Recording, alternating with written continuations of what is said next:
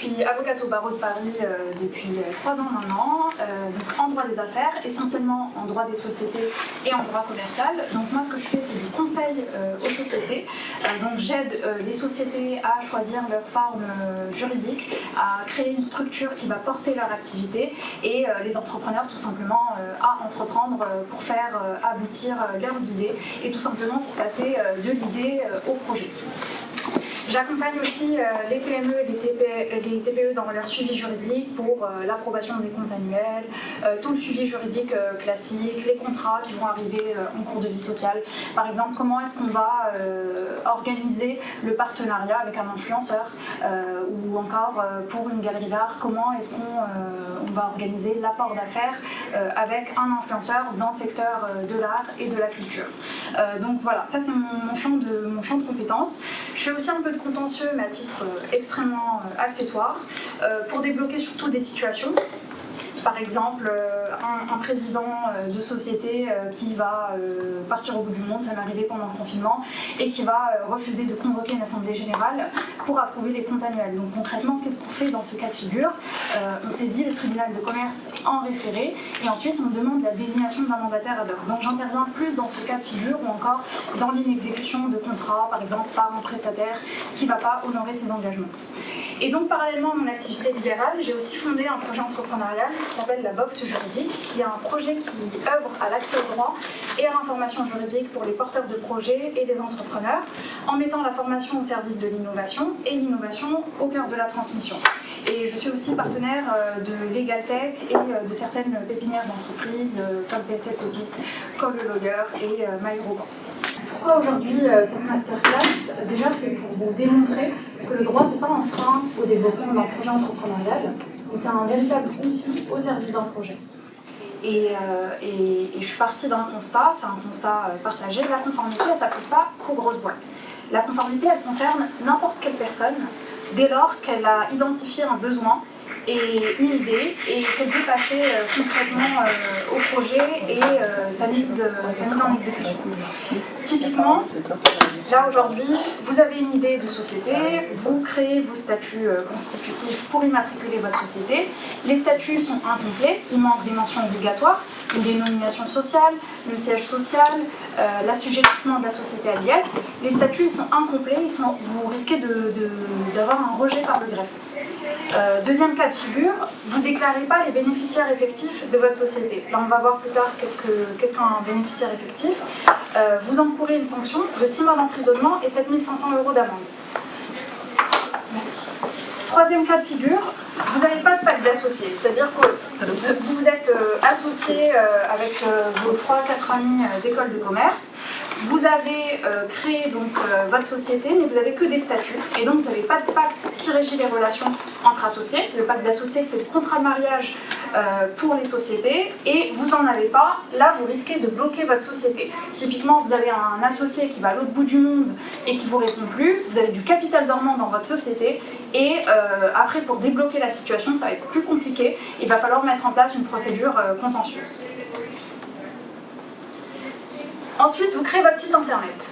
Vous n'avez pas de mention légale. La loi dit que c'est un an d'emprisonnement et 7 500 € d'amende quand vous êtes une personne physique. x5, c'est toujours x5 si vous êtes une personne morale. Vous n'avez pas de CGV, vous avez un site de e-commerce, vous n'avez même pas pensé, vous ne savez même pas qu'il fallait rédiger des conditions générales de vente. 15 000 € d'amende pour une personne physique, x5 si vous êtes une personne morale. Encore pire, vous plagiez les CGV de votre concurrent dans le même secteur d'activité, e-commerce, peu importe les produits vendus. Là, c'est le risque de parasitisme et de concurrence déloyale, donc vous risquez d'être assigné au contentieux. Dernier cas de figure, vous réservez le même nom de domaine qu'un concurrent. Vous ne faites pas de recherche d'antériorité. On va voir ce que c'est qu'une recherche d'antériorité. Risque de parasitisme et concurrence déloyale. Vous ne déposez pas la marque et vous commencez à faire votre communication, à créer un compte Instagram, un compte Facebook, une page LinkedIn, et vous n'avez pas déposé la marque, vous n'avez pas fait de recherche d'antériorité, risque de concurrence déloyale, parasitisme, contrefaçon, et surtout, vous êtes obligé après de retravailler toute votre communication. Donc aujourd'hui, je vais vous démontrer comment le droit va vous aider aujourd'hui à vraiment développer votre projet, en quoi c'est un outil. Donc on va voir les thématiques du choix du statut juridique, sous quel statut juridique on peut entreprendre. Est-ce qu'on va entreprendre sous le statut de la micro-entreprise ou sous le statut de la société? Quelles sont les principales différences entre ces deux statuts? Mais comme c'est une masterclass sur la création de société, on va très rapidement passer sur le passage en société et je vais vous démontrer quelles sont les 8 étapes à respecter aujourd'hui pour créer juridiquement votre société. Ensuite, on va voir comment on sécurise une association. Je vous ai déjà parlé du pacte d'associés, par donc la mise en place de ce pacte d'actionnaires. Comment on sécurise aussi ses partenariats et comment on met en conformité son site internet via des mentions légales, des CGV, des CGU, une politique de confidentialité, etc. Et surtout, le but, c'est d'anticiper les litiges et de pérenniser son projet sur la durée. Donc, comment on dépose sa marque, comment on dépose un brevet, etc. Alors, la première question, quand vous avez identifié un besoin, quand vous avez une idée et que vous voulez la concrétiser, c'est le choix du statut. Est-ce que vous allez entreprendre sous le régime de la micro-entreprise ou est-ce que vous allez créer directement une société? Alors, il n'y a pas de réponse tranchée. Ça dépend de vos besoins, ça dépend de vos objectifs et ça dépend aussi du stade de maturité de votre projet.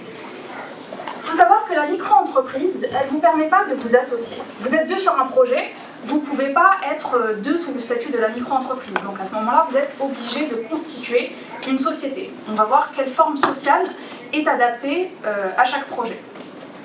Typiquement, vous ne savez pas trop si ça va fonctionner, vous voulez tester votre idée, vous avez une idée de produit minimum viable, vous avez mis en place quelques cycles d'itération, le marché commence à répondre favorablement à votre offre, ou sinon c'est un side project, donc vous êtes étudiant ou vous êtes salarié et vous vous dites bon, je ne sais pas ce que ça va donner, je vais voir, et du coup vous voulez créer cette micro-entreprise. C'est tout à fait possible pour tester son idée ou pour exercer une activité accessoire à son activité principale. Vous êtes salarié, vous, bien sûr sous certaines conditions, il faut regarder les clauses de non-concurrence, etc. Mais en principe, vous avez la possibilité de tester votre idée via ce régime-là. Concernant la comptabilité, ça je pense que vous le savez déjà, la comptabilité elle est beaucoup plus simplifiée sous le régime de la micro-entreprise. Vous n'avez qu'un livre de recettes à tenir et un registre des achats. Par contre, en société, j'ai envie de vous dire, c'est presque impossible de se dispenser des services d'un expert comptable. Vous devez tenir une comptabilité et en plus, vous devez aussi approuver les comptes annuels de votre société. C'est-à-dire que votre société, elle va clôturer son exercice. En principe, c'est au 31 décembre. Vous avez 6 mois après la clôture pour déposer les comptes annuels auprès du greffe du tribunal de commerce. Il faut les approuver, donc tenir une assemblée générale ordinaire annuelle et ensuite les déposer auprès du greffe. Ensuite, pour tout ce qui est déduction de charges sociales en micro-entreprise, vous avez un abattement de droit qui s'applique, alors qu'en société, vous avez la possibilité de déduire toutes les charges sociales relatives à votre activité professionnelle. Concernant le seuil, donc vous avez des limitations de seuil en termes de chiffre d'affaires, c'est-à-dire que pour les prestations de services, on est à 72 600 €. Pour la vente de marchandises, on est à 176 200 €. Dès lors qu'on dépasse ces seuils, on doit passer en société. Pour le compte bancaire, donc, quand vous êtes sous le régime de la micro-entreprise, vous n'avez pas l'obligation d'ouvrir un compte bancaire professionnel. Par contre, vous devez ouvrir un compte bancaire séparé de votre compte personnel. Et ça va être un compte bancaire à vocation professionnelle. En société, oui.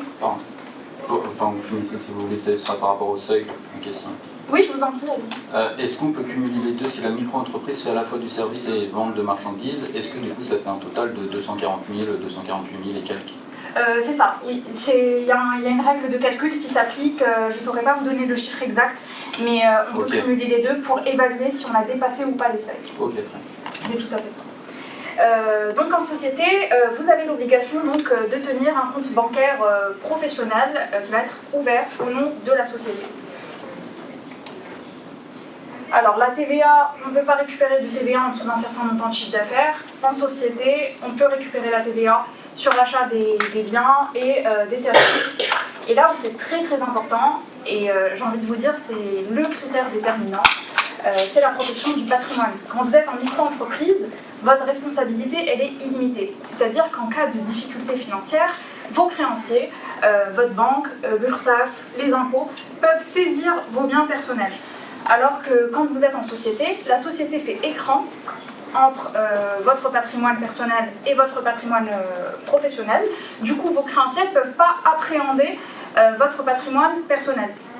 Du coup, la responsabilité va être limitée au montant de vos apports. Typiquement, vous avez mis 2 000 € au capital social. Dans le pire des cas, vous perdez vos 2 000 €. Mais on n'ira pas chercher vos biens personnels en société. Fin du projet, donc quand vous êtes en micro, c'est une cessation d'activité. Quand vous êtes en société, la procédure et le formalisme vont être un peu plus lourds. On va procéder à une dissolution, puis à une liquidation de la société. Et il faudra aussi envisager à ce moment-là des frais de greffe, des frais d'avocat, etc. Donc maintenant, pour la création de société, on va devoir respecter 8 étapes aujourd'hui pour créer une société et l'immatriculer auprès du greffe. La première étape va consister à choisir la forme sociale. La forme sociale, c'est le statut juridique de la société. Est-ce qu'on va créer une SARL? Est-ce qu'on va créer une SAS? Est-ce qu'on va créer une SAIC? Donc c'est ça la forme sociale. Ensuite, le choix de la dénomination sociale, c'est le nom administratif de la société. On va voir ça un peu plus en détail. Ensuite, vous allez devoir fixer un capital social. Le capital social, c'est la somme des apports qui vont être consentis au service du projet par les différents associés. Quatrième étape, l'ouverture d'un compte bancaire professionnel. On l'a vu, l'ouverture d'un compte professionnel est obligatoire, contrairement à la micro-entreprise. Cinquième étape, vous allez devoir choisir un siège social, donc l'adresse pour votre société. Et donc on va voir que de ce choix découlent plusieurs conséquences juridiques. Et donc ensuite, il va falloir choisir un objet social. On va voir ce qu'est un objet social. Choisir bien évidemment ses associés, ou le cas échéant, constituer une société unipersonnelle, c'est tout à fait possible. Et enfin, dernière étape, choisir ses mandataires sociaux. On va voir ce qu'est un mandataire social. Alors, le choix de la forme sociale. Je vous enverrai les slides à la fin de l'atelier.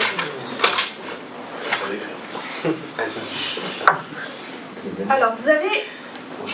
Aujourd'hui, volontairement, je n'ai pas abordé les sociétés de personnes, donc tout ce qui est société en nom collectif, etc., parce que ce n'est pas vraiment opportun en termes de protection juridique, de secteur visé et de projet. Donc j'ai cité deux formes qui sont les plus utilisées de manière générale.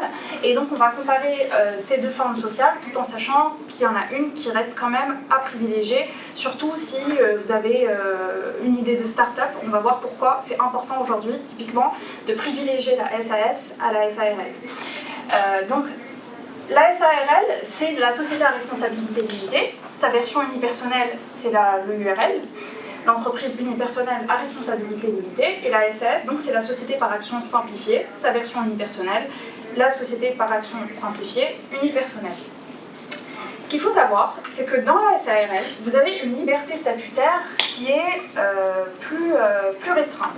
C'est-à-dire que c'est la loi qui dicte qu'est-ce qu'on va mettre dans les statuts de la SARL. Donc c'est beaucoup plus rigide. Et par exemple, en matière de transmission de titres, il y a un agrément, on ne peut pas faire n'importe quoi et la transmission n'est pas forcément libre comme en SAS. Et donc il y a une plus grande rigidité de manière générale parce que la loi dicte les dispositions qu'on va insérer au sein de nos statuts. Alors qu'en SAS, vous avez une plus grande liberté statutaire et c'est vraiment une forme sociale qui est très souple, très flexible. Et plus on avance dans son projet, plus on fait rentrer des investisseurs au capital. On va pouvoir créer toute une série on va pouvoir mettre en place presque une sorte d'ingénierie juridique. On va vraiment pousser très loin les concepts et pouvoir donc adapter le projet aux besoins des actionnaires, du développement, etc. Donc concernant les titres, voilà, la différence entre les parts sociales et les actions, c'est celle-ci. Les parts sociales et les actions constituent des titres. Mais voilà, on ne peut pas dire, on peut pas parler de cession de part sociale d'une SAS. C'est un abus de langage. Donc on parle de part sociale dans une SARL et on parle d'action dans une SAS. Concernant la libération du capital social, on l'a vu, le capital social, c'est la somme des apports qui vont être consentis par les associés au service du projet. Vous avez la possibilité de libérer 20% du capital social, par exemple si c'est 1 000 euros, donc 20% des 1 000 euros, et le solde dans un délai de 5 ans. Quand vous êtes en SAS, c'est 50% à la création et le solde dans un délai de 5 ans. Par contre, entre-temps, vous ne pouvez pas, par exemple, augmenter le capital, parce que le capital doit être entièrement libéré. Mais c'est une possibilité en tout cas. Alors, pour la gouvernance, là aussi, il y a un terme voilà, c'est comme pour les parts et les actions. En SARL, on parle de gérant, et en SAS, on parle de président. Donc, du coup, vous avez aussi un statut social du mandataire social. C'est le président, le directeur général délégué. Et donc, le statut social, il va être différent en fonction de la forme sociale. Par exemple, le gérant majoritaire dans une SARL, il va être soumis au statut des TNS, des travailleurs non salariés, donc au régime des indépendants. Le gérant égalitaire ou minoritaire, il va être assimilé salarié, donc assujetti au régime général de la sécurité sociale. Le président en SAS, il va être assimilé salarié, donc assujetti au régime général de la sécurité sociale. Et petite spécificité au sein de la SARL, le conjoint doit concourir à l'acte si les époux sont soumis au régime matrimonial de la communauté des biens. Alors, pourquoi c'est important aujourd'hui de vraiment penser en amont au choix de la forme sociale dès la création? Parce que si vous avez une start-up et si vous constituez une société dans le secteur du bâtiment, ça va complètement changer la donne. Si vous créez par exemple une société dans le secteur du bâtiment, vous êtes deux associés, vous n'avez pas le projet de faire rentrer des investisseurs au capital. Là, le critère de distinction, ça va être les cotisations sociales, est-ce que c'est plus intéressant, est-ce qu'on va se rémunérer ou pas, et donc on va arbitrer plutôt en fonction de ce critère-là. Et ça sera peut-être plus intéressant, plus opportun de créer directement une SARL dans ce secteur d'activité. Par contre, si vous envisagez de créer une start-up à terme, de lever des fonds et de faire rentrer au capital des tiers, des investisseurs, des business angels, etc. Là, ça sera peut-être plus opportun de créer directement une SAS. Pourquoi? Parce que vous allez sûrement être amené à recruter des profils du style des développeurs, ce qu'on appelle un peu les hommes clés qui vont avoir un rôle primordial au sein de la société et que vous allez pouvoir fidéliser justement pour qu'ils créent de la valeur dans le projet. Typiquement, vous faites une offre, donc en CDD, en CDI, peu importe. Le salaire n'est peut-être pas forcément très élevé au départ, mais dans cette offre-là, vous pouvez proposer ce qu'on appelle par exemple des BSPCE, des bons de souscription de parts de créateurs d'entreprise, à ce profil-là pour le motiver à la création de valeur. Et du coup, comment ça va se passer concrètement ? Je ne vais pas trop rentrer dans les détails aujourd'hui, on pourra faire un autre atelier sur les mécanismes d'intéressement, mais en gros, pour vous expliquer la mécanique, vous allez par exemple émettre, à condition que la société soit éligible, des BSPCE au profit donc, de cette personne-là, et du coup, vous allez lui octroyer une partie du capital social au fur et à mesure de l'atteinte des objectifs. Des objectifs qui doivent être quantifiables et basés sur des éléments vraiment objectifs pour lui. Deuxième cas de figure, vous n'êtes pas encore en série A, vous n'avez pas fait votre première levée, mais vous voulez quand même faire rentrer des tiers dans votre capital et vous voulez émettre un BSAR parce que vous n'avez pas, typiquement, vous n'avez pas valorisé votre société, vous avez besoin de 500 000 euros. Un BSAR, c'est un mécanisme qui va vous permettre de faire rentrer des fonds dans la société, de renforcer vos fonds propres, sans valoriser la société. Et du coup, les investisseurs qui auront investi, ils deviendront actionnaires de la société, mais qu'à la survenance d'un événement ultérieur. Et ces deux mécanismes-là, on ne peut pas les proposer pour les SARL, parce que je vous l'ai dit, les SARL sont plus réglementés, plus rigides. Alors, deuxième étape, le choix de la dénomination sociale. Est-ce que quelqu'un peut me donner une définition de ce qu'est une dénomination sociale pour une société? Par exemple, est-ce qu'une dénomination sociale, c'est le nom commercial d'une société? Non. Pourquoi? Alors, la dénomination sociale, c'est le nom administratif, entre guillemets, de la société. C'est-à-dire que c'est le nom sous lequel la société, elle va être immatriculée au registre du commerce et des sociétés. Donc c'est une mention obligatoire dans les statuts. Le nom commercial, c'est un peu différent. C'est le nom qui va être connu par votre clientèle. Alors, j'ai pas d'exemple, mais bon, vous connaissez tous la marque Respire. Alors eux, je ne sais pas s'ils ont choisi la même dénomination sociale et le même nom commercial, parce que c'est tout à fait possible d'avoir la même chose. Si vous faites un dépôt de marque, votre nom sera protégé. Mais en tout cas, voilà, sachez que vous pouvez avoir une dénomination sociale différente du nom de la marque que vous allez déposer. Excusez-moi, c'est quoi l'intérêt de ne pas mettre le nom de sa marque, par exemple? Il n'y a pas forcément de... C'est un peu un libre arbitre.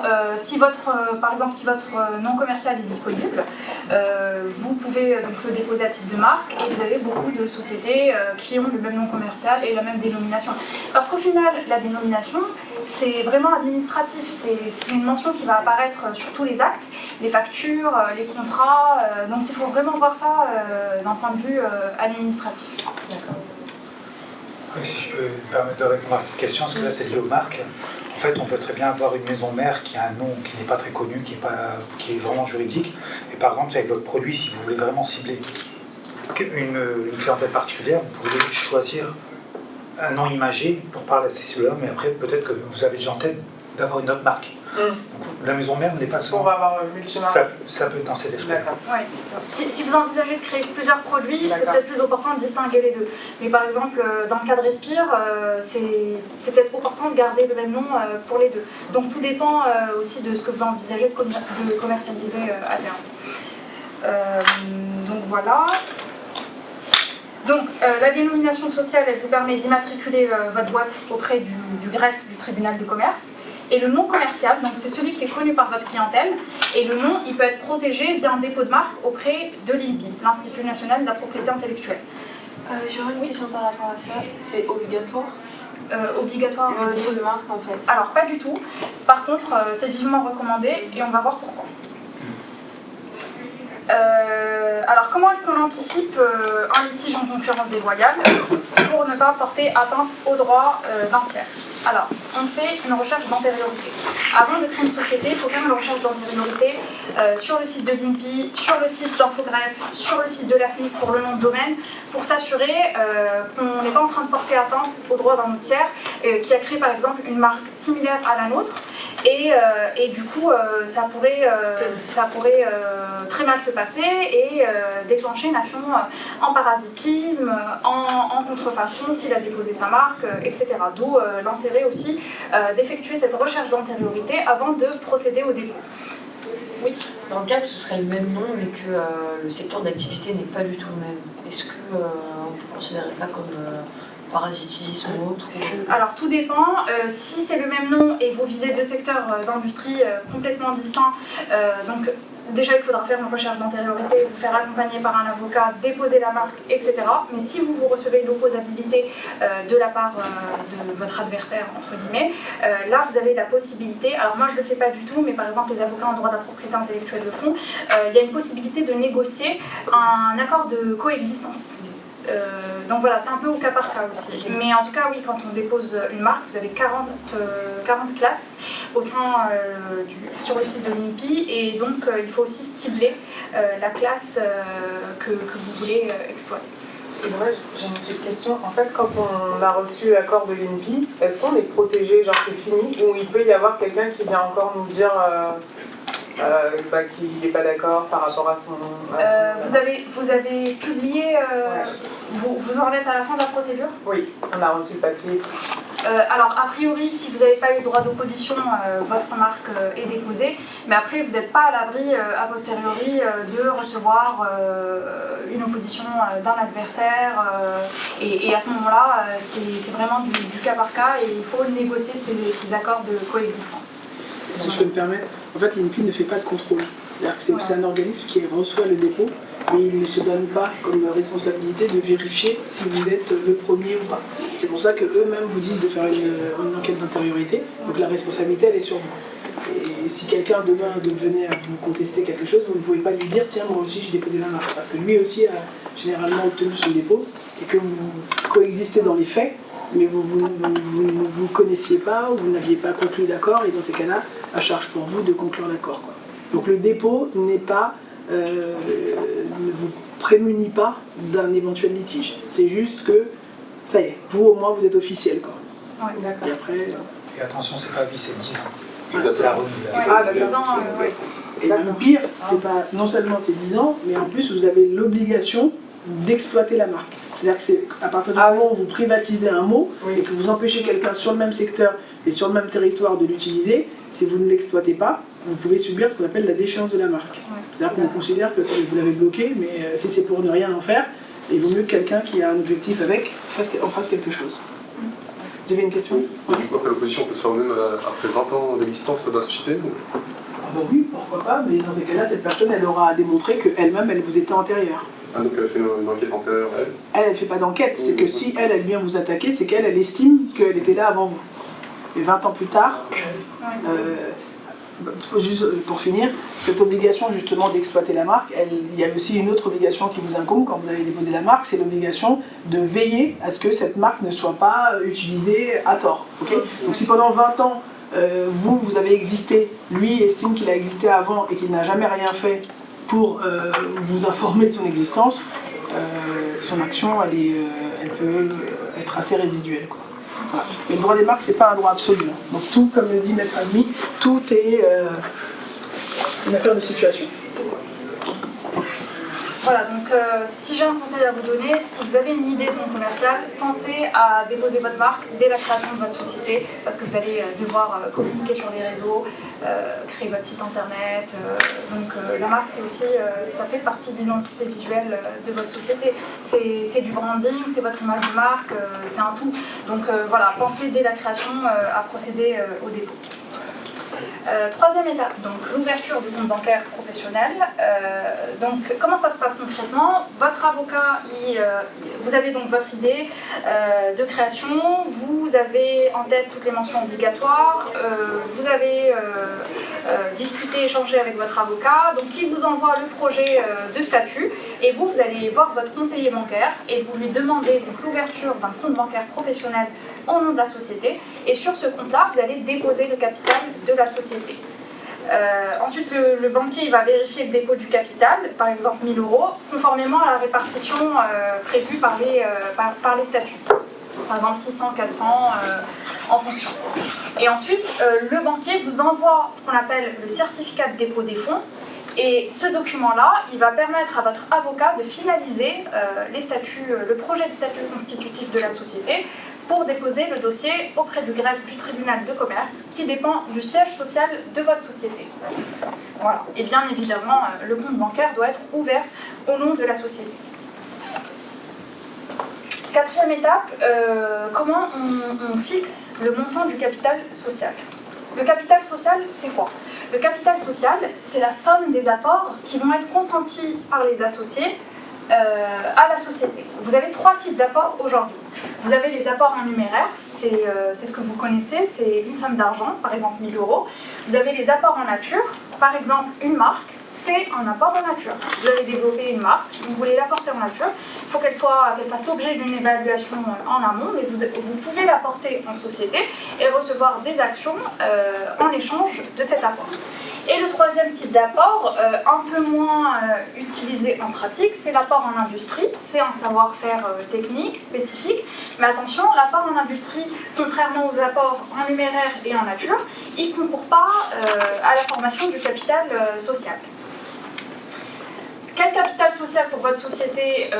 Alors en principe, on conseille, ça dépend du projet, mais vous pouvez mettre en place un capital fixe ou un capital variable avec un minimum et un maximum. Même si dans 90% des cas, généralement on propose et on a un capital fixe. Ensuite, quel montant pour créer votre société? Sachez que vous avez la possibilité de créer une SAS ou une SARL avec 1 €, mais en pratique, on ne vous recommande pas de créer votre société avec 1 €. Pourquoi? Parce que le capital social, c'est un gage de crédibilité face à vos partenaires commerciaux et financiers. Le capital social, c'est une mention obligatoire et c'est une mention surtout qui est publique. C'est-à-dire que n'importe qui, en ayant votre numéro RCS, en allant sur Infogreffe, sur Internet, sur votre site Internet, peut avoir accès à cette information. Et en plus, je ne vais pas trop rentrer dans les détails, mais si votre capital social il est dans l'euro, si par exemple à la clôture de l'exercice, je vous en ai parlé à l'occasion de l'approbation des comptes annuels de votre société, les fonds propres de votre société sont inférieurs à la moitié du capital social, vous devez prendre une décision comptable dans les 4 mois et si vous décidez de ne pas dissoudre la société, vous avez donc 2 ans pour reconstituer les capitaux. Donc en pratique, on ne recommande pas du tout de mettre 1 euro, même si c'est autorisé légalement. C'est quoi, oui. Et c'est quoi la somme recommandée selon vous 500 euros, 1000 euros? 500 c'est déjà bien, nous on recommande 1000 euros pour être vraiment sûr, mais encore une fois ça dépend du secteur d'activité et des besoins, ils ne vont pas être les mêmes selon le secteur ou le marché que vous vivez. Mais 1000 euros c'est bien pour commencer. Ça peut avoir des inconvénients. Non, c'est le capital social, il faut voir ça, ça va vous servir à financer vos premières dépenses. Donc à vous aussi de chiffrer quelles seront les dépenses qui vont être engendrées par la société avant de générer du résultat. Donc c'est à vous d'arbitrer entre vous, entre associés, qu'est-ce qui est le mieux. Mais ça, c'est pas dans le compte courant des associés? Ça, c'est encore autre chose. Le compte courant des associés, c'est comme un prêt que vous allez consentir à la société. Des fois, on rédige des conventions de compte courant avec un intérêt ou pas. Et c'est comme un prêt que vous faites à votre société, mais ça ne vous donne pas droit à des actions, comme quand vous faites un apport. C'est un peu différent. Non, mais c'est parce que comme vous disiez que la somme apportée, c'est pour démarrer, mais par exemple si on a des travaux à faire, des choses comme ça, on peut quand même mettre que 1000 euros ah oui, tout à fait, et utiliser le compte courant pour faire les travaux. Tout à fait, d'accord, bien sûr. C'est le prêt justement dont elle parlait. Comment? C'est le prêt dont elle parle, voilà, c'est-à-dire que cette somme elle reste pour vous personnellement prêtée à l'entreprise. Alors, vous l'aurez compris, le choix il n'est pas définitif. On peut après modifier le capital social. C'est juste que quand on touche au statut, il y a une procédure particulière à mettre en place. On doit tenir une assemblée générale extraordinaire ou une décision unanime des associés si elle est prévue par le statut pour augmenter ce capital, par exemple un associé qui remet au pot ou un tiers qui rentre au capital. Donc c'est tout à fait modifiable. La libération, je ne vais pas répéter, mais on l'a dit tout à l'heure, vous avez la possibilité de libérer immédiatement le capital, donc 1000 euros tout de suite à hauteur de la répartition de chaque actionnaire, ou une libération partielle, donc SAS 50%, SARL 20%, le solde dans les 5 ans. Le siège social. Donc le siège social, je vous l'ai dit, c'est l'adresse administrative de la société. C'est une mention obligatoire. C'est quoi l'intérêt du siège social au-delà de l'obligation légale? Le siège social, il va permettre d'identifier la nationalité de la société. Et qui dit nationalité de la société, dit le droit applicable en cas de litige, etc. Et surtout, il vous permet d'identifier les interlocuteurs et les organismes compétents. Le service des impôts, le greffe compétent, le tribunal compétent en cas de litige, tribunal de commerce, tribunal judiciaire, etc. Donc ça peut être un local utilisé par la société, il vous faut donc un contrat, un bail, et donc la domiciliation de la société, elle peut se faire à titre gratuit au domicile du président, ou à titre payant, par exemple si vous avez un contrat de domiciliation avec une pépinière d'entreprise. Encore une fois, c'est un choix qui n'est pas définitif. On peut modifier le siège social de la société par voie d'assemblée générale extraordinaire ou de décision unanime des associés si elle est autorisée par les statuts. Il faudra juste toucher au statut et modifier l'article relatif au siège social et renvoyer le dossier au greffe. Excusez-moi, c'est payant à chaque fois les petites modifications comme ça? Oui. Alors, tout dépend si vous passez ou pas par un avocat. Si vous passez par un avocat, donc vous avez les honoraires de l'avocat et ensuite vous avez les frais de greffe. Et il me semble qu'il y a des frais, parce que moi je travaille avec un formaliste, mais normalement il y a des frais de publicité. Donc tout ça c'est payant et donc il faut vraiment distinguer les honoraires et les frais que vous allez devoir engendrer pour le transfert. Après, ce qui est pas mal aussi, mais c'est du cas par cas, parfois à l'occasion de l'Assemblée Générale ordinaire annuelle qui va approuver les comptes de la société, ça peut être un bon moment pour vraiment initier tous les changements. On fait une Assemblée Générale mixte, donc à titre ordinaire on approuve les comptes, et à titre extraordinaire on fait tous les changements. Comme ça on fait les formalités en une seule fois, voilà, vous payez une fois votre avocat et voilà.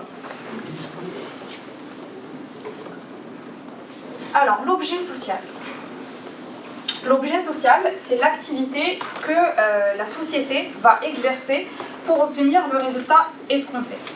Il faut que cet objet soit licite, il faut qu'il soit possible, et c'est surtout une mention obligatoire qui doit figurer dans les statuts. Pourquoi l'objet social c'est important? Parce que c'est cet objet social-là qui va permettre à votre société de déterminer quelle est la convention collective qui va s'appliquer. Parce que c'est votre objet social qui va générer le fameux code APE. Ensuite, donc, les activités exercées par la société doivent être conformes à son objet social. Il ne faut pas exercer une activité en dépassement de l'objet social. Pourquoi? Parce que si un jour vous avez un sinistre, dégâts des eaux, incendie, peu importe, vos assurances peuvent refuser de vous rembourser parce que vous exercez autre chose, et sur le papier c'est autre chose. Donc attention aux activités réglementées, donc il faut toujours s'assurer, faut vérifier si votre activité est réglementée ou non, parce que si elle est réglementée, si vous faites du conseil en investissement financier, si vous voulez, je sais pas, ouvrir une agence de garde d'enfants à domicile, ça va pas être la même chose que si vous créez une société dans le secteur du e-commerce. Vous allez peut-être avoir besoin de réunir des conditions supplémentaires, donc des conditions de diplôme, des autorisations spécifiques, etc. Et donc, comme toutes les autres mentions qu'on a vues précédemment, l'objet social, il est tout à fait modifiable. On peut faire ce qu'on appelle une extension d'objet social, c'est-à-dire qu'au fur et à mesure du développement de l'activité, vous vous rendez compte que vous voulez cibler d'autres marchés, développer d'autres produits, d'autres services. Vous devez l'inclure au sein de votre projet en procédant à une extension d'objet. Et donc, vous pouvez le modifier par voie d'AGE ou de DUA si elle est autorisée par les statuts. Alors ensuite, le choix de ses associés. Alors, vous le savez tous, c'est un choix qui est fondamental, c'est un choix clé même, parce qu'un associé, c'est votre partenaire, c'est la personne qui va vous aider à courir le marathon entrepreneurial. Donc il faut le choisir aussi en fonction de la vision, des objectifs, et il faut aussi se mettre d'accord sur le niveau d'implication qu'aura chaque associé au sein du projet. Et ça aussi, il faut le prévoir au sein du pacte, on va y revenir. Les associés, donc, à la création ou plus tard, ils peuvent consentir, donc ils doivent même consentir des apports à la société. Donc on l'a vu, 3 types d'apports: numéraire, nature, industrie. Concernant la responsabilité des associés, je vous l'ai dit tout à l'heure, là la responsabilité elle n'est pas illimitée comme c'est le cas en micro. Là la responsabilité des associés elle est limitée au montant de leurs apports. Ils mettent 1 000 €, dans le pire des cas, ils perdent leur mise. Le droit des associés, donc ils ont 3 types de droits. Le droit à l'information, donc typiquement avant une assemblée générale, ils ont le droit de consulter les comptes de la société qui vont être mis à leur disposition au siège social. Le droit de poser des questions écrites, le droit politique c'est quoi? C'est tout simplement le droit de vote. Et un droit financier, donc c'est le droit aux dividendes lorsque la société décide de distribuer des dividendes. Donc forcément, la rédaction d'un pacte d'associés fondateur est recommandée pour justement définir l'engagement de chaque associé, l'implication et les conséquences surtout en cas de non-respect des engagements. Est-ce qu'on va considérer que l'associé qui ne respecte pas son engagement, qui part au bout de 6 mois, est-ce qu'il est bad liver ou good liver? C'est une notion qu'on va intégrer dans le pacte d'associés. C'est tout simplement une promesse de vente qu'il va consentir, et on va définir des cas dans lesquels il va être bad liver, s'il commet une faute grave, lourde, etc., s'il quitte le projet. Ou s'il est good liver. Donc good liver, c'est pas de sa faute. C'est un accident, un décès, une incapacité, invalidité. Et parfois, ce qu'on va aussi intégrer dans le good liver, c'est tout ce qui est divergence stratégique. C'est-à-dire qu'au bout de 2 ans, on n'est plus d'accord sur la vision. On considère que l'associé est good liver. Quelle différence entre les deux? Le good liver, il va revendre ses actions à la valeur du marché. Et le bad liver, il va revendre ses actions à une valeur symbolique. 1 1 euro par action en principe. Et bien sûr, la gouvernance, est-ce qu'on met en place un comité de surveillance, un conseil d'administration, etc. Alors, dernière étape, je pense que c'est la dernière étape, c'est le choix des mandataires sociaux. Alors, on a beaucoup parlé de la SAS. Sachez qu'en SAS, vous avez l'obligation d'avoir un président pour représenter la société vis-à-vis des tiers. Donc, ce président-là, il peut être un tiers ou il peut être un associé qui va combiner son rôle de mandataire social avec son rôle d'actionnaire. Le président, il peut, le cas échéant, être assisté par un directeur général. Et ce directeur général, il va être doté des mêmes pouvoirs ou pas. C'est au sein des statuts qu'on va définir quel est le champ de compétences du directeur général. Donc pour les responsabilités, vous avez plusieurs types de responsabilités en fonction des fautes commises. Une responsabilité civile, une responsabilité pénale et une responsabilité fiscale. Les charges sociales, on les a vues. Donc en SARL, le gérant majoritaire, il est TNS, travailleur non salarié, donc sous le statut des indépendants. Égalitaire ou minoritaire, régime général de la sécurité sociale, assimilé salarié et en SAS également. Alors, est-ce que quelqu'un peut me dire ce qu'est un bénéficiaire effectif ? Est-ce que vous avez déjà entendu parler de cette notion ? Ça ne vous parle pas du tout Alors, quand vous créez votre société, il y a un document qui s'appelle la déclaration des bénéficiaires effectifs. Et ce document, il faut aussi l'envoyer au greffe avec vos statuts, une série de documents annexes. Les bénéficiaires effectifs, ce sont tous les associés qui détiennent directement ou indirectement plus de 25% du capital social et des droits de vote, ou qui exercent par tout autre moyen un pouvoir de contrôle de la société. Donc c'est une obligation depuis le 2 août 2017. Pourquoi est-ce qu'on a instauré cette obligation ? Tout simplement pour lutter contre la fraude fiscale, contre le blanchiment de capitaux et contre le financement du terrorisme. Et donc, dans les 45 jours suivant la création de la société, il faut déposer cette déclaration auprès du greffe qui dépend de votre siège social. Alors, un seul dépôt ne suffit pas. Vous devez également mettre à jour la déclaration des bénéficiaires effectifs en cours de vie sociale. C'est-à-dire que dès lors que vous avez un événement, une augmentation de capital, une cession d'actions qui va affecter la répartition du capital, à ce moment-là, vous devez remettre à jour ce formulaire et le renvoyer à votre greffe. Alors, comment est-ce qu'on déclare ces bénéficiaires effectifs ? Donc, vous avez ce qu'on appelle un formulaire MBE que vous trouvez très facilement sur Internet. Il me semble que ce sont 2 annexes et vous le complétez. En général, c'est l'avocat qui se charge de la création, qui se charge également de la rédaction du formulaire et qui donc le transmet au greffe. Alors, les sanctions en cas de défaut de déclaration des bénéficiaires effectifs sont assez lourdes. Si vous ne déclarez pas vos bénéficiaires effectifs, vous encourez 6 mois d'emprisonnement et une amende de 7 500 €. Donc toujours x5 pour les personnes morales. Est-ce que jusque-là vous avez des questions sur les bénéficiaires effectifs, sur ce qu'on a dit avant ça vous parle, c'est un peu plus clair ? Alors, deuxième point, comment est-ce qu'on sécurise son association ? Comment est-ce qu'on sécurise son association ? Un réduire l'impact de l'association. Voilà. Alors, la différence entre les statuts et le pacte d'associés. Donc on a vu, les statuts sont obligatoires pour créer une société. Pour immatriculer votre société auprès du greffe, vous ne pouvez pas faire autrement, vous êtes obligé de rédiger des statuts constitutifs. Ensuite, ces statuts-là, ils sont publics, c'est-à-dire que n'importe quelle personne, en insérant le numéro RCS de votre société, va avoir accès à toute une série d'informations.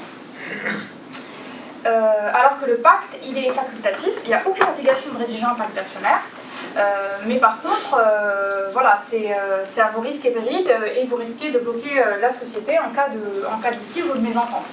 Le pacte, il est confidentiel, donc seuls les signataires du pacte ont accès à ce document. Les statuts, généralement, ils encadrent les règles de fonctionnement de la société. Le pacte, il va être un peu plus axé sur les associés. Donc, parfois on va avoir des clauses qui vont être spécifiques au fonctionnement de la société, mais on va plutôt l'axer sur l'implication, les conséquences en cas de non-respect de l'implication, le transfert de la propriété intellectuelle, tous ces éléments-là. Les clauses de non-concurrence, les clauses d'exclusivité. Les statuts, comment on les modifie? On les modifie par voie d'assemblée générale extraordinaire ou par voie de décision unanime si cette modalité est prévue par les statuts. Alors juste, je ne sais pas si vous connaissez la différence entre une AG et une décision unanime. Alors vous avez deux types de décisions. Vous avez des AGO, par exemple quand on approuve les comptes annuels de la société, c'est une assemblée générale ordinaire qu'on va tenir. Et quand on va chercher à modifier les statuts, on va tenir une AGE, une assemblée générale extraordinaire. Mais lorsque les statuts prévoient cette option, on a tout à fait la possibilité de mettre en place ce qu'on appelle une DUA, une décision unanime des associés. Et c'est très important de le prévoir à la création. Pourquoi je vous dis ça? Parce que pendant le confinement, c'était très compliqué de tenir les AG. Et du coup, nous, ce qu'on faisait au cabinet, on tenait des DUA et on les faisait signer via DocuSign. Et ensuite, on les envoyait pour les formalités. Pourquoi? Parce que la DUA n'impose pas un formalisme qui va être un peu plus lourd qu'en assemblée générale. Donc, il faut respecter les délais de convocation. Il faut envoyer une convocation, il faut tenir une feuille de présence. Et donc, c'est beaucoup plus souple. Par contre, vous devez vous assurer que tous vos actionnaires signent ce document, parce que c'est unanime. Et du coup, le pacte d'associés, il est modifiable. Pour modifier un pacte, il faut rédiger un avenant. C'est un contrat. Alors, pour la protection des actifs immatériels, vous connaissez la différence entre ces trois sigles, TM, R et C? Ok, alors TM, c'est une sorte d'icône qu'on utilise souvent pour trademark. En fait, c'est pour dire... alors, on l'utilise plus dans les pays du common law, par exemple pour Starbucks, mais c'est pour dire que vous avez déposé votre marque et que vous êtes en attente du certificat d'enregistrement. Donc, c'est pas mal d'apposer cette mention dès le dépôt de la marque. R, c'est pour Registered Mark, c'est pour dire que la marque a bien été déposée. Et le C, c'est pour le copyright. Alors, comment est-ce qu'on protège une idée? Vous savez ce que c'est le copyright?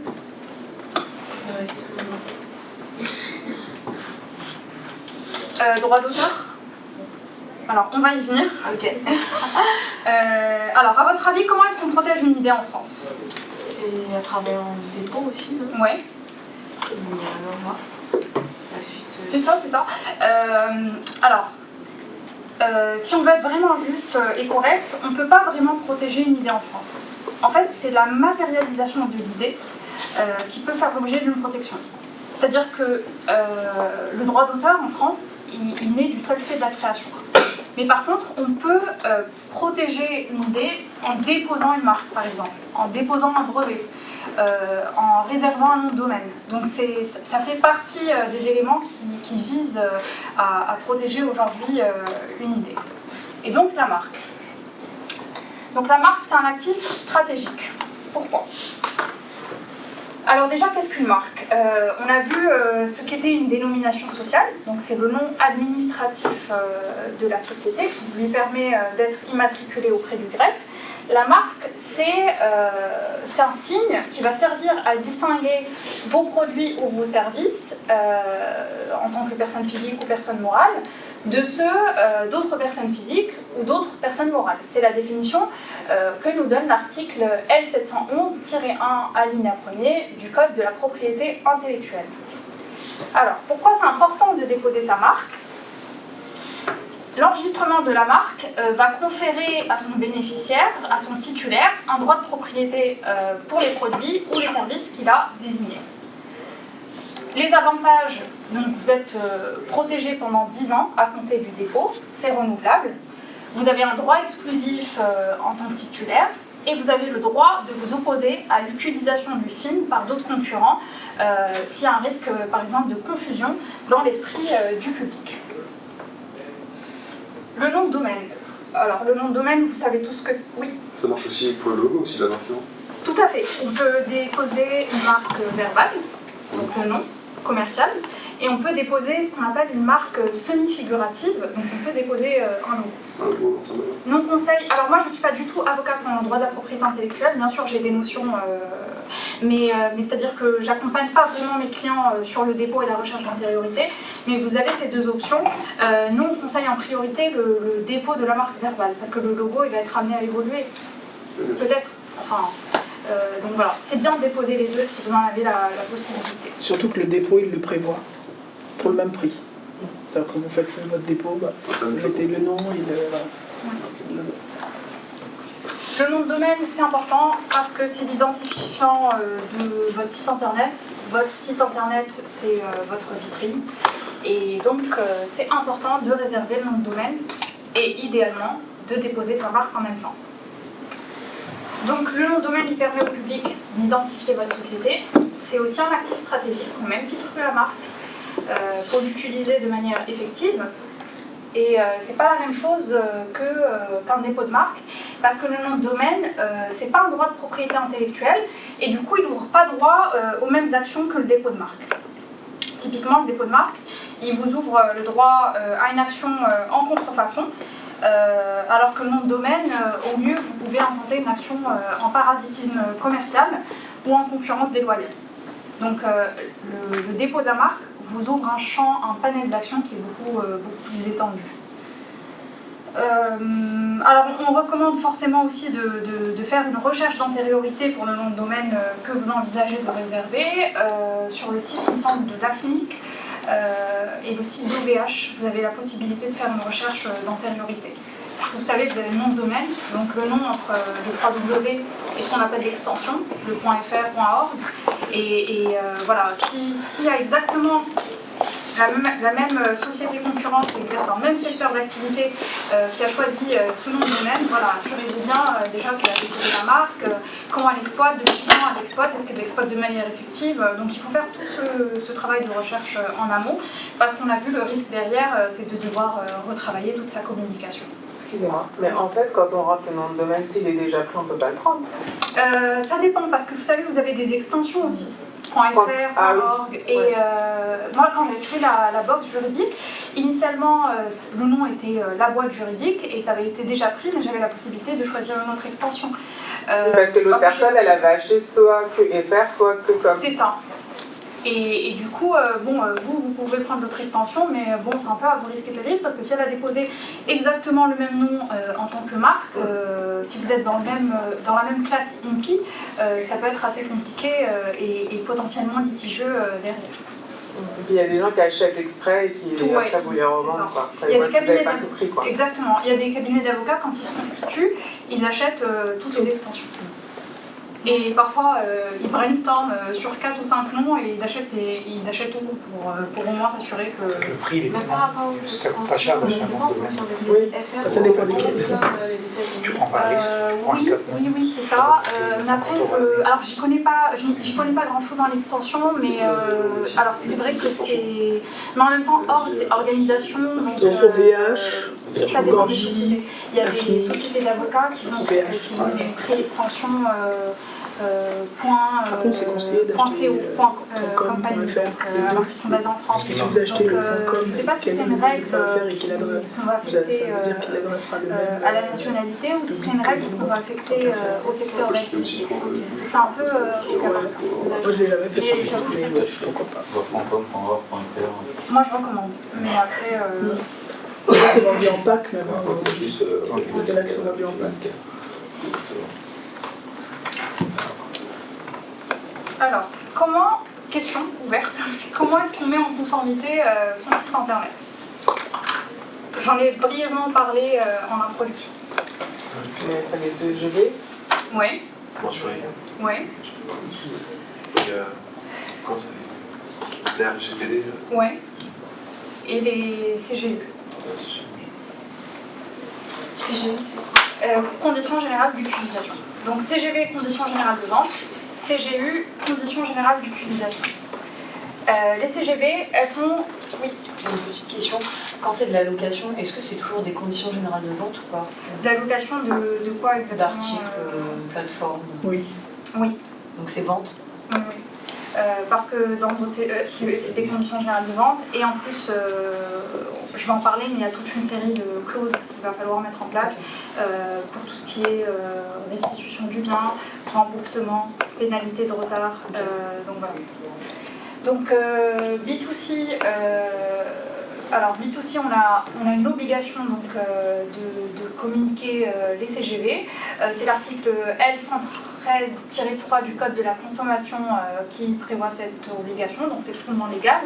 Et B2B, de professionnel à professionnel, c'est à la demande du professionnel, vous êtes censé lui fournir les CGV. C'est l'article L441-6 du Code du commerce que vous pourrez consulter.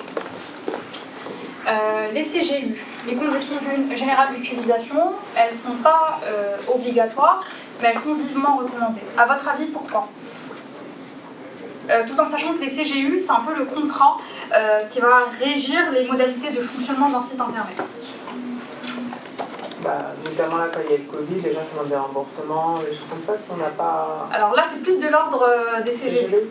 Alors les CGU, en fait, quand vous créez un site internet, en fonction des sites, des secteurs, encore une fois, par exemple, si vous animez un forum de discussion sur votre site internet et vous avez des propos racistes, diffamatoires, etc., vous avez la possibilité de limiter votre responsabilité dans ces CGU. Et donc ces CGU, c'est un contrat entre l'éditeur du site et l'internaute, l'utilisateur, pour dire ce qu'on peut faire ou ce qu'on ne peut pas faire. Et donc c'est important au même titre que les CGV parce que ça fait aussi partie du parcours client de l'internaute quand il va naviguer sur votre site internet. Donc généralement, vous le savez tous, on les met en footer, on met les mentions légales, les CGV, les CGU, juste après.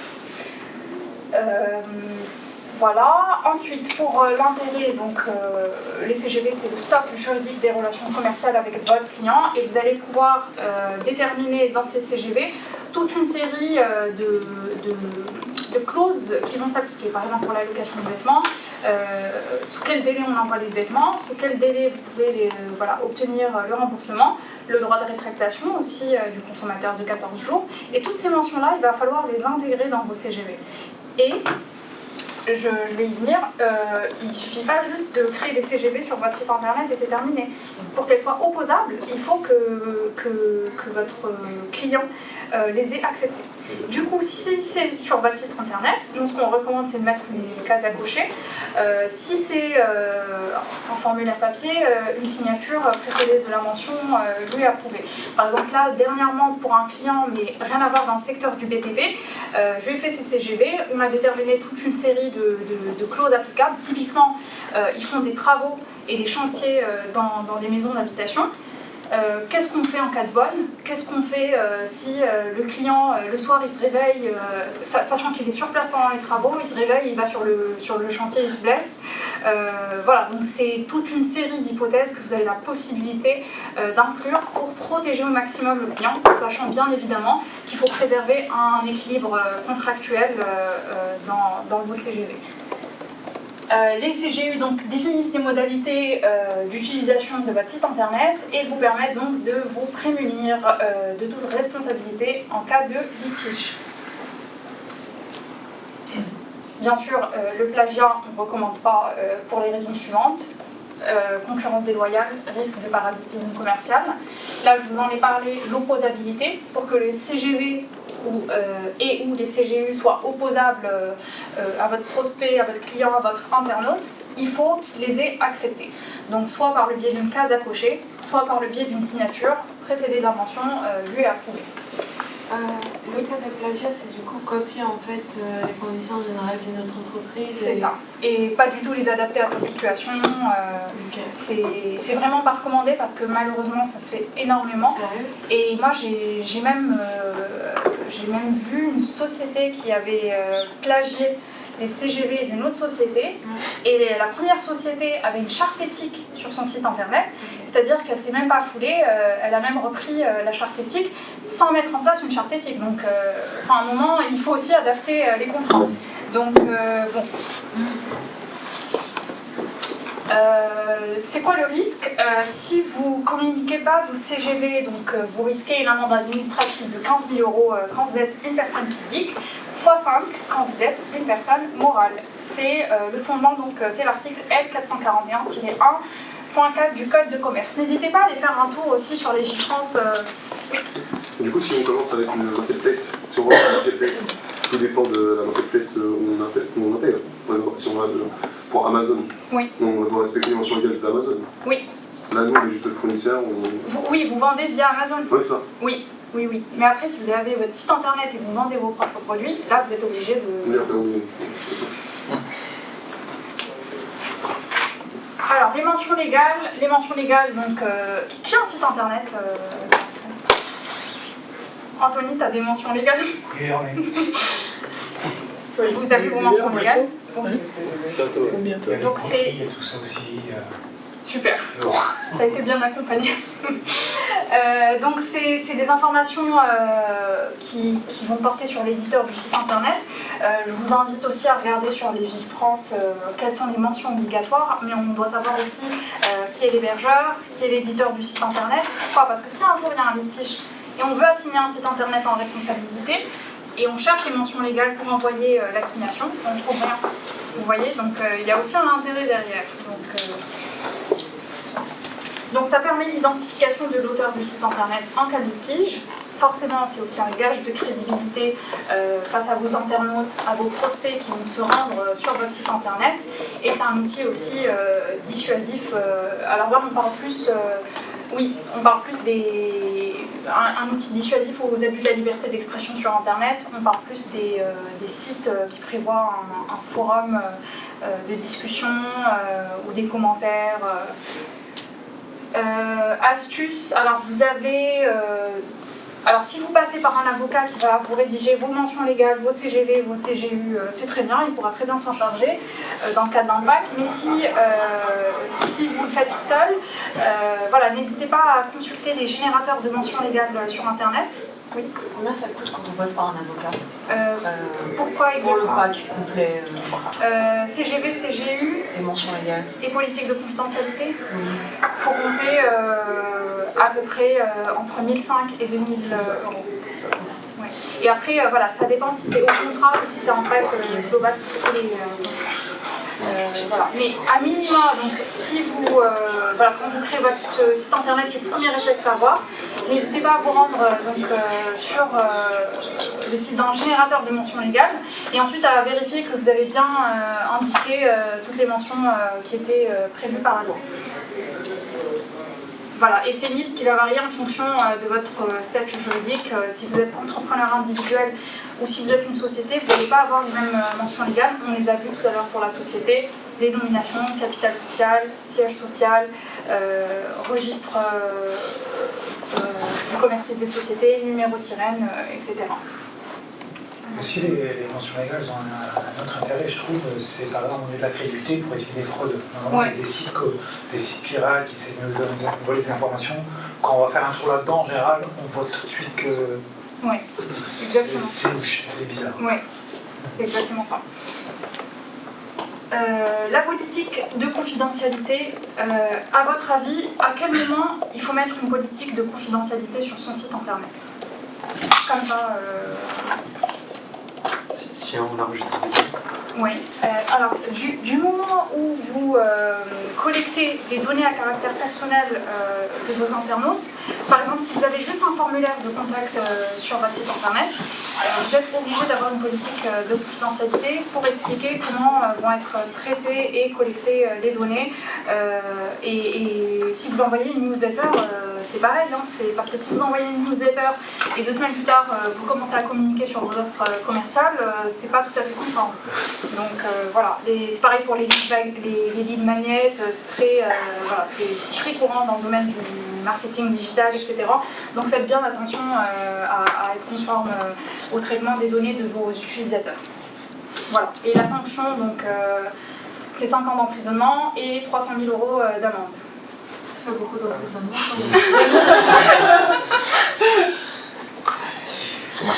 Ça va marcher sous les œufs. Alors, on va finir avec les financements et les accompagnements. Est-ce que vous connaissez un peu les procédures de financement, les organismes, les modalités de financement au démarrage Un peu. Le financement participatif, l'apport personnel, la banque. Grosso modo. Ouais. Donc la Love Money, tout le monde sait ce que c'est. Donc le cercle familial et amical qui va mettre au pot pour financer votre projet. Le crowdfunding, donc le financement participatif, vous mettez votre projet sur une plateforme de crowdfunding, Ulule, je pense qu'XBank se sont développés sur le crowdfunding. Et ensuite, voilà, les investisseurs mettent de l'argent dans votre projet. Mais il faut faire attention parce que, alors si vous êtes en SAS et vous avez recours au crowdfunding, à un moment, il va falloir adapter vos statuts. Je ne sais plus c'est quelle partie des statuts. Je pense que ça concerne les modalités de convocation en AG. Je ne suis pas sûre à vérifier, mais il va falloir le faire conformément aux règles de la société anonyme. Donc ça peut... Société anonyme. Par action simplifiée. Si on est en SAS et on a recours au financement participatif, je pense que c'est pour les règles de majorité et les règles de convocation, il faut les adapter à la SA, à la société anonyme. Pourquoi la SA? C'est une règle du code de commerce. Mais qui est la SA dans l'histoire? Non, la réglementation de la société anonyme de manière générale, de la forme sociale, voilà. Pour tout ce qui est conditions de convocation à l'Assemblée Générale, je ne sais pas si on a une majorité simple et on passe par un financement participatif. Après, on doit modifier les statuts et respecter les règles qui s'appliquent aux sociétés anonymes de manière générale. Ensuite, vous avez l'ACRE qui vous permet de bénéficier d'exonérations sociales sous certaines conditions. Donc voilà, n'hésitez pas aussi à vous rendre sur le site de l'URSSAF pour voir si vous y êtes éligible. Vous avez tout ce qui est... Oui. L'ACRE, c'est pas que pour l'auto-entreprise? En société, a priori, vous avez la possibilité d'opter pour l'ACRE sous certaines conditions. Il faut regarder, je vous enverrai le lien, mais il y a un lien sur le site de l'URSSAF et je pense qu'il y a une simulation aussi sur le site du Legaltech pour voir si vous pouvez prétendre ou pas à l'ACRE. En tout cas, dans tous les cas, pour le lancement de votre activité, vous pouvez demander à votre comptable, si jamais vous ne payez pas, c'est généralement aussi un des moyens, de vous faire une attestation du fait que vous n'allez pas vous verser de salaire, et donc ça permet de réduire à néant les cotisations qui pourraient vous être demandées. Voilà. Donc tant que vous ne vous payez pas, vous ne payez pas de cotisation, ce qui est un peu normal. Vous avez tout ce qui est prêt d'honneur, vous savez qui consent ce type de prêt?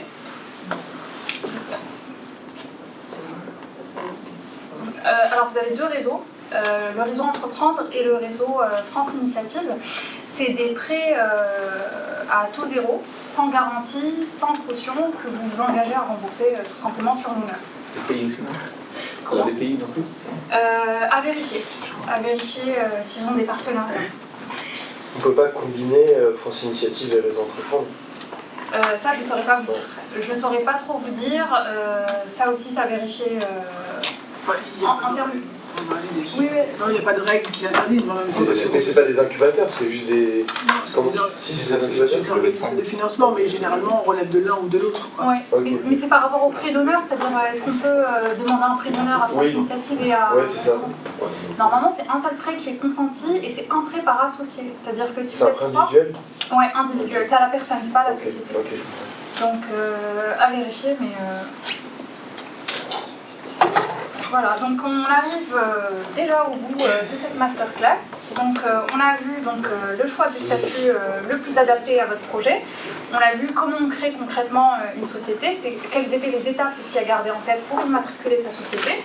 On a vu quelle était la différence entre les statuts et le pacte d'actionnaires. On a vu comment est-ce qu'on protégeait ses actifs immatériels, comment est-ce qu'on mettait en conformité son site internet et on est très rapidement passé sur les financements auxquels un porteur de projet peut prétendre. Alors, très rapidement, c'est quoi aujourd'hui l'intérêt de se faire accompagner par un avocat d'affaires? Alors, l'avocat d'affaires, il faut voir ça comme un partenaire qui va vous permettre de vous assurer que vos transactions commerciales sont tout à fait conformes à la législation en vigueur, que vous êtes conforme, que vous n'avez pas commis d'impair, et du coup qui va vérifier tout ça en amont et qui va même vous rédiger vos actes. Donc vous avez la possibilité de demander une prestation de consulting, donc sur la totalité de l'opération, parce qu'il y aura aussi certainement d'autres contrats qu'on n'a pas abordés aujourd'hui, comme le contrat de prestation de service, en fonction du secteur d'activité de votre société. Et donc c'est son rôle principal. Ensuite, déléguer vos problématiques juridiques à un professionnel du droit qui est doté d'une expertise et surtout d'une connaissance des usages. Quand vous allez lever des fonds, par exemple, un avocat d'affaires saura vous dire quelles clauses négocier absolument et en priorité avec les investisseurs et avec les business angels, parce qu'il connaît, il fait ça tous les jours, donc c'est normal. Au même titre qu'un expert comptable professionnel du chiffre. Donc voilà, c'est important de déléguer ces problématiques. Et troisième raison, gagner en crédibilité face à vos partenaires commerciaux et face à vos partenaires financiers. Dernièrement, j'avais revu des statuts qui avaient été créés sur Internet et la société envisageait de lever des fonds et en passant sur les statuts, je vois que, alors déjà sur la forme, les numérotations ne sont pas respectées, on renvoie aux mauvais articles. Les statuts font mention de 2 lois qui ont déjà été abrogées. Ça ne s'articule pas bien entre les clauses, vous avez des clauses qui se contredisent presque. Et c'était quoi l'autre sujet? C'était le sujet du pacte, pareil, des lois qui avaient été abrogées, pas tenues aussi, on n'en a pas parlé aujourd'hui, mais quand vous créez votre société, vous devez tenir vos registres, le registre d'assemblée générale et le registre des mouvements de titres qui va répertorier les cessions d'actions, les augmentations de capital, tout ce qui concerne la société depuis la création. Et ça c'est problématique, pourquoi? Parce que le jour où vous voulez lever des fonds, et vous avez en face des investisseurs ou des business angels, etc., c'est très problématique en termes de crédibilité, parce qu'en face, vous allez avoir un avocat, un cabinet d'avocats qui va conseiller ces investisseurs, et en termes de crédibilité, c'est assez moyen. Donc bonne chance pour négocier après en étant crédible. Voilà. Très rapidement, ma proposition de valeur, donc moi je travaille beaucoup en réseau, c'est-à-dire que le client il est au centre et ensuite j'ai des partenaires. Voilà, moi je fais pas de propriété intellectuelle, donc typiquement je vais travailler et déléguer, bien sûr avec l'accord du client, les prestations relatives à la propriété intellectuelle à un avocat qui va s'en charger. Si vous avez des sujets de droit du travail, vous voulez créer les contrats de travail CDD, CDI, vous avez un stagiaire, un alternant, donc c'est un avocat en droit du travail qu'il faudra consulter. Bien évidemment, je vous recommande fortement de passer par un expert comptable. Un délégué à la protection des données, tout dépend encore une fois de votre secteur d'activité. Voilà, je travaille aussi avec des agences de branding, des directeurs artistiques print et digital, des copywriters, c'est plus à la mode en ce moment, et les agences de prévoyance. Voilà, donc vous pouvez me contacter par mail, sur LinkedIn, ou n'hésitez pas aussi à aller faire un tour sur la box juridique. Si cette masterclass vous a intéressé, vous allez trouver pas mal de ressources aussi pour vous former à ces problématiques qu'on a vues aujourd'hui. J'ai un blog juridique et je suis très active aussi sur Instagram.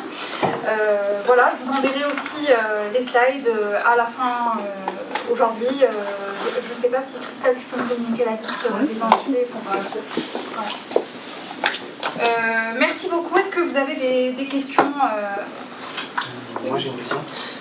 Est-ce que selon vous c'est assez facile de passer de micro-entreprise par exemple à la création d'une société, un SARL, et puis ensuite si on veut avoir d'autres associés, de passer à un SAS? Est-ce que c'est facile ou est-ce que c'est vraiment se mettre des bâtons dans les roues et il vaut mieux partir sur une société? Alors tout dépend, j'ai envie de vous dire, parce que si la micro-entreprise elle est valorisée, et là il faut passer en société, il faut apporter en nature à votre société toute l'évaluation qui va être faite de votre micro-entreprise. Vous ne repartez pas de zéro.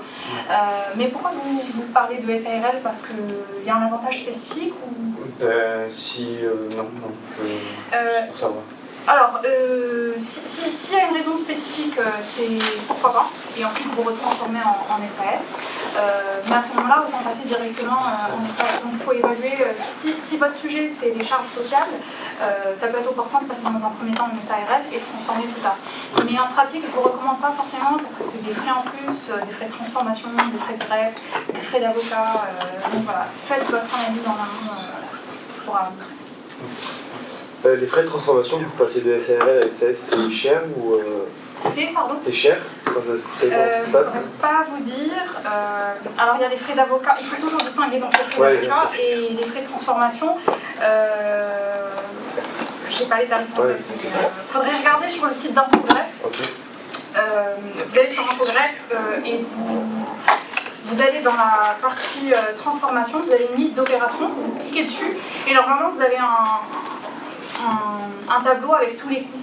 Okay. Voilà. Vous aurez tout ça.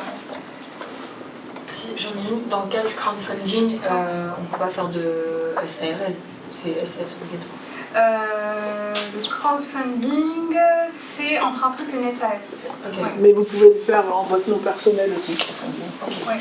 En fait, ce qu'il y a, c'est que toute la dimension conformité, légalité, souvent la plateforme qui le fait, elle l'apporte. Okay. Donc, KissKissBankBank, Ulule, Kickstarter, vous pouvez le faire en votre nom personnel. Après, attention, il y a une imposition sur les sous, et cette somme, vous pouvez l'apporter après à votre entreprise. Okay. D'ailleurs, c'est un peu le but. Il y a des personnes qui, avant de se lancer, testent un peu leurs produits, comme ça, avec la campagne. Et donc, de fait, eh bien, c'est la personne physique qui porte le projet. Et si, effectivement, il y a un engouement, bah, elle crée la société ensuite. Si dans le cas où on souhaite déposer une marque, mais qu'elle est déjà déposée, mais dans une autre classification, la classification de Nice, mais qu'on a quand même une classe en commun. Est-ce que c'est vaut mieux changer le nom, ou même si ça n'a rien à voir, mais que c'est qu'elle n'a rien à voir? Oui. Alors, à mon sens, il vaudrait mieux changer de nom pour vous prémunir dans le litige. Après, si vous avez un avocat spécialisé en droit de la propriété intellectuelle, c'est toujours mieux de se rapprocher de cet avocat pour voir si on peut négocier avec la partie adverse, encore une fois, un accord de coexistence. C'est encore des frais. des frais. Ouais, mais quand vous dites que ça n'a rien à voir, si vous êtes déjà sur si vous avez une classe commune, c'est que ça a déjà un peu à voir. Ouais.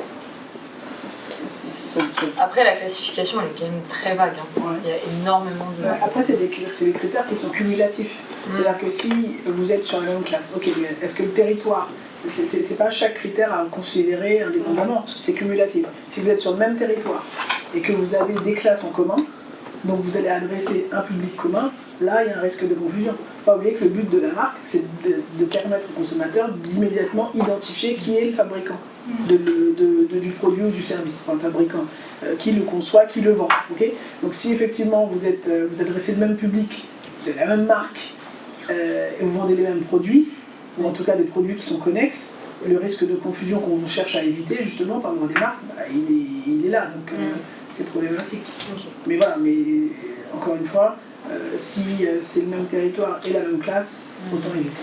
Donc, vous avez parlé quand vous parlez de la SARL, vous avez fait mention du conjoint. En fait, j'ai pas tout compris. Pardon? C'est marié. Ouais, j'ai pas tout compris. En fait, quand vous êtes marié sous le régime de la communauté et vous créez une SARL, c'était plus par rapport à ça. Votre conjoint doit signer les statuts parce qu'on considère que l'apport fait partie des biens communs. Okay. Et vous n'avez pas cette obligation à SAS. Mais ça, c'est quand on est marié en communauté de biens. Ouais. Sinon, si c'est pas en communauté de biens, le conjoint n'est pas obligé. Tout à fait. Ah ouais, la question. Si vous êtes en séparation. Si on a fait un contrat de mariage avec séparation des biens, il n'y a pas de... Voilà, c'est seulement si vous êtes en communauté. Donc si on n'a pas de contrat de mariage, le conjoint doit signer. Ouais. Attention, c'est une double négation. Oui, cool. Si on n'a pas de contrat de mariage, ça veut dire vraiment qu'on est en communauté de biens. Et donc si vous êtes en communauté de biens, le conjoint doit signer. Parce que du coup, les actes qui sont contractés par l'entreprise, elles engagent autant vous que votre conjoint, puisque vous êtes sous un régime de communauté. Donc généralement, c'est parce que la SARL, c'est souvent une forme d'entreprise qui est utilisée par les commerçants, par exemple, et généralement, ils travaillent aussi ensemble. Bah, je suis pas d'accord en fait. Oh,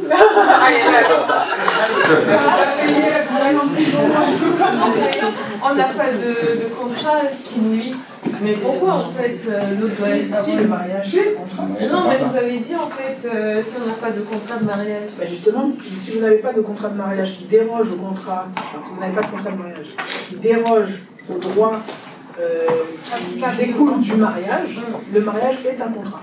C'est-à-dire que le maire, il établit un contrat entre vous et votre conjoint.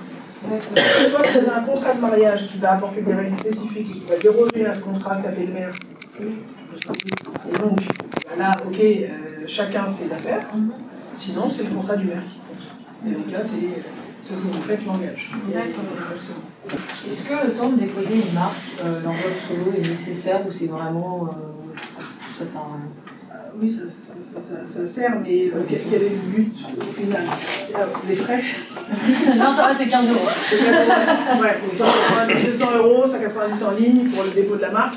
Bah, l'enveloppe solo, c'est quand on est souvent un peu loin du moment où on va commencer. On se dit, bah tiens, avant que je commence véritablement à engager des frais, je m'assure que. Voilà. Et l'enveloppe solo, c'est davantage pour ce qui est un peu figuratif, j'ai envie de dire. Voilà. Je veux dire, si c'est une marque, si c'est le nom de la marque, ça n'a pas de sens que de la marque.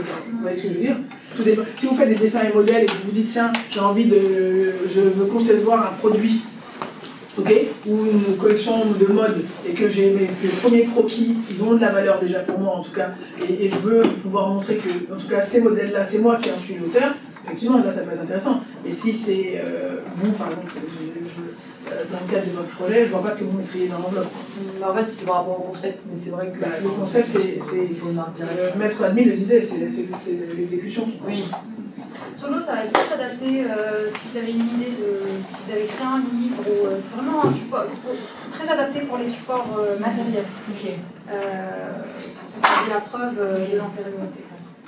J'aimerais revenir, on parlait des frais. C'est sûr qu'au début, quand on n'a pas beaucoup d'argent, on se dit, voilà, c'est compliqué d'aller mettre 2000 € chez un avocat. Sauf que tout dépend de l'ambition de votre projet. Si vous vous dites, je veux vraiment, à un moment donné, j'arrête ce que je fais, ou alors je ne poursuis pas mes études, ou alors voilà, j'arrête de travailler à autre chose, donc je m'engage. À un moment donné, dans la valorisation de ce projet, il y a aussi tout ce que vous n'irez pas chercher comme argent. Okay, vous êtes quelqu'un qui pouvait déjà gagner de l'argent, vous n'irez pas le chercher pour ce projet. Donc déjà ça, c'est une somme d'argent quelque part qu'il faut considérer. Donc cette somme d'argent que vous n'allez pas chercher pour vous lancer dans quelque chose qui va devoir générer de la valeur, okay, qui va être votre activité. Si vous ne la sécurisez pas, si vous ne vous dites pas, ok, à ce stade-là, typiquement là, je ne sais pas à quel stade vous en êtes parce que vous m'avez été recommandé par quelqu'un, mais on ne se connaît pas personnellement, donc voilà. Mais il y a déjà des investissements, il y a du temps, il y a une équipe, il y a un produit, il y a des choses. Imaginons, on ne souhaite pas, voilà. Et imaginons qu'effectivement, cette marque qui lui écrit aujourd'hui, elle est véritablement dans son droit. Elle perd sa marque, ça veut dire sa communauté sur Internet qu'il avait connue sous ce. Voilà. Elle perd un peu une partie de son concept. Enfin, ça sera un peu trop triste tout de même. Vous voyez comment ça peut déliter. Et ce qu'il faut savoir aujourd'hui, c'est que même les scientifiques, n'importe quoi, même les financiers le disent, 70% de la valorisation d'une boîte aujourd'hui, c'est son actif immatériel.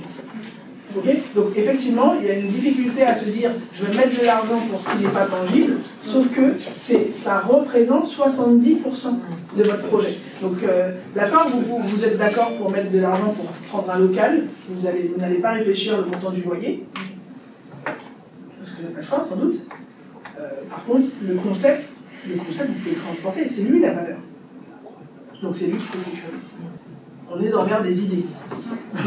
Donc ce qui compte, c'est ça. Les gens qui exécutent leurs idées. D'autres questions? Non?